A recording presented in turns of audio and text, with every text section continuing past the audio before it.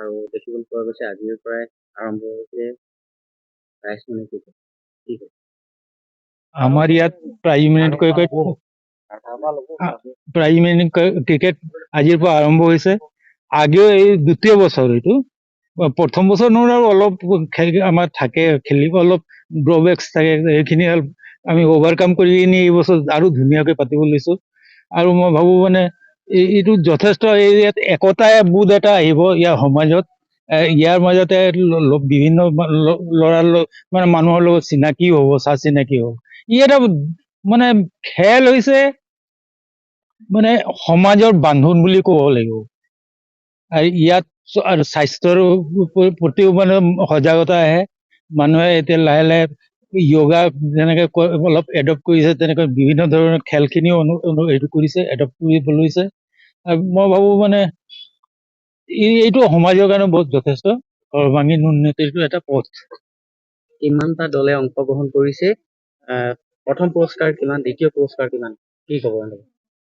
আমাৰ মানে এতিয়ালৈকে বৰ্তমান 25টামান টিমে কথা পাতি আছে। তাৰপিছত আমি ফাৰ্ষ্ট পুৰস্কাৰটো প্ৰথম 50,000 টকা আৰু ছেকেণ্ড পুৰস্কাৰ 25,000, জইণ্ট ফিজ 2500 আৰু ৰাইজৰ সহযোগো পাইছো আমি। তাৰ পাছত যদি আজি 25টাৰ ভিতৰত আৰু যদি টিম জইন কৰে তেনেহলে আমি জইন কৰিম। আৰু 50,000 টকা যে প্ৰথম পুৰস্কাৰ দিয়া হৈছে, কোনোবা দাতা হিচাপে দিছে নেকি? দাতা হিচাপে নহয়, আমাৰ কমিটি 15জন যিজন আমি আছো, 15জনে আমি নিজৰ ফালৰ পৰা পইচা উঠাইছো। ট্ৰফিবিলাক আমি ডনেশ্যনত পাইছো। 2টামান ট্ৰফি আমাক কিনিবলগীয়া হৈছে, কিছুমান আমি ডনেশ্যনত পাইছো। কিমান দিন হ'ব খেলখন আমি ভাবিছো 10 দিন মানত শেষ কৰিম বুলি ভাবিছো। খেলৰ যোগেদি পৃথিৱীৰ যিকোনো জয় কৰিব পাৰে, কি ক'ব?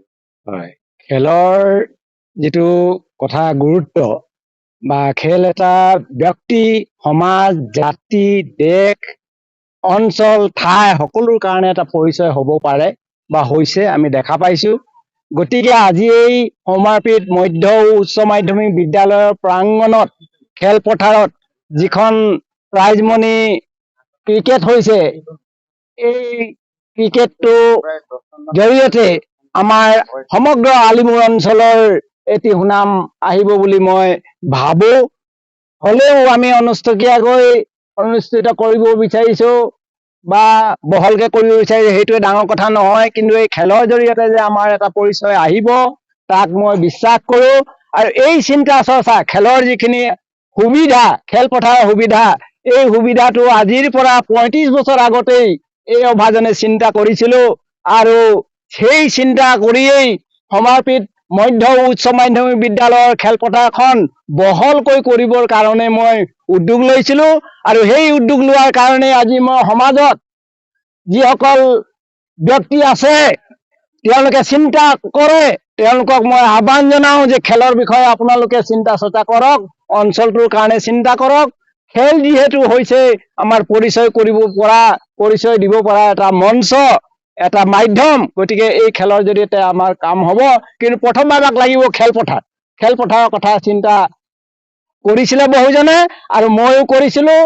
কৰাৰ গতিকেই এই আপোনালোকে যিটো খেলপথাৰ দেখা পাইছে, ইয়াক ব্যক্তি বিশেষে চাহ বাগিচা লগাই, চাহ পুলি লগাই ইয়াত দখল কৰি খেলপথাৰ নাইকিয়া কৰিব বিচাৰিছিলে, বিদ্যালয় নাইকিয়া কৰিব বিচাৰিছে। আৰু এতিয়াও এই বিদ্যালয়খন ধ্বংস কৰাৰ এটা চক্ৰ গঢ়ি উঠিছে।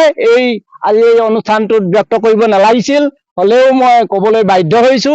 যিজন ব্যক্তি বা যিসকল ব্যক্তিয়েই এই অনুষ্ঠানটোৰ কাৰণে অকল শিক্ষাই নহয়, খেলা ধূলা আদি কৰি গোটেই অঞ্চলটোত এটা সুনাম আনিবৰ কাৰণে চিন্তা চৰ্চা কৰিছিলে, সেইসকলক আজি জেলত দিব লগা হৈছে। বিভিন্ন ধৰণৰ উপদেশ ৰচনা কৰি, মিছা সাক্ষী দি, মিছাকে কেছ দি তেওঁক জেলত ভৰাবলগীয়া হৈছে। গতিকে দুৰ্ভাগ্য কথা, মই এই ক্ষণতে কথাটো উল্লেখে কৰিলো।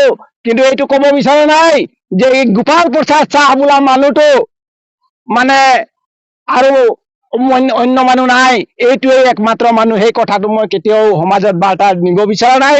আজিও মই বিচাৰো যে অঞ্চলটো বহু কেইজন ব্যক্তি আমাৰ এই অঞ্চলটোৰ কাৰণে চিন্তা কৰা, শিক্ষা দীক্ষা সকলো কাৰণে চিন্তা কৰা, খেলপথাৰৰ কাৰণে চিন্তা কৰা ব্যক্তি আছে, সেইসকলক কিন্তু মতা হোৱা নাই।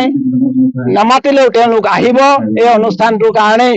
অকল শিক্ষানুষ্ঠানেই নহয়, এয়া এখন ভাল খেলপথাৰ হওক, উচ্চ মানৰ হওক, আন্তঃৰাষ্ট্ৰীয় পৰ্যায়ৰ হওক, সেই চিন্তা চৰ্চা আমি কৰোঁ।